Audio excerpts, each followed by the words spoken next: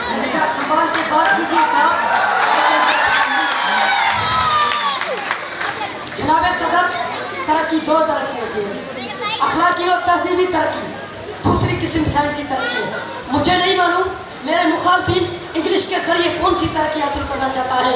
जनाब सदर, अगर मेरे रकीब अखलाकी और तहजीबी तरक्की की बात करें तो 100% झूठ, क्योंकि मैंने अक्सर जाहिल, उजट और गवार के लोगों को अपने बड़ों और बुजुर्गों का ज्यादा अदब और एहतराम करते हुए देखा है। जनाब सदर, बड़े बड़े उर्दू पर फायज और बड़े बड़े मनसबों पर बड़ा जमान अंग्रेज के हवालों से ज्यादा मैंने इन कगड़ी पोश फकीरों को ज्यादा शाइस्ता मिजाज और मकसद पाया है, जिन्हें एक वक्त की रोटी भी नहीं सकती होती। जनाब सदर, यह तभी दास्तान है जिन लोगों ने हमें गुलामी से नजात दिला, जिन लोगों ने हमें गुलामी के जंजीरों में जकड़ा और जाते जाते ये दस दे गए कि तरक्की करनी है तो बस हमारी जुबान सीख लो। हमने कुर्बानी देकर अपने जिस्म तो आजाद कर रहे हैं, मगर ज़हनी तौर पर वही गुलाम रहे।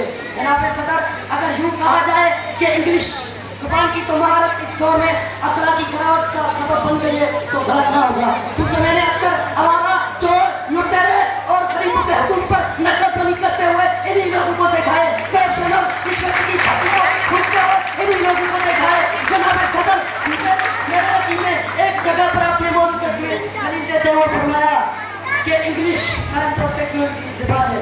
अफसोस, मुझे तो साफ की कमी नहीं और पर्सनली चाहता है।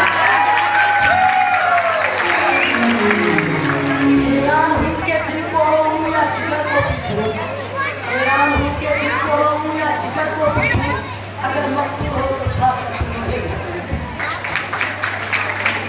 जनाब सदर, मेरे ख्याल में मेरे रफीक साहब हालात से बहुत मरहूम है और उनके ख्याल में शहरी तरक्की की अलामत है।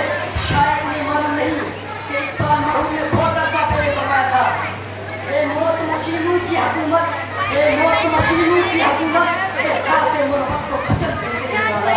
जनाब सदर, मेरे वकील ने एक जगह पर दलील दी कि इंग्लिश साइंस और टेक्नोलॉजी की ज़बान है।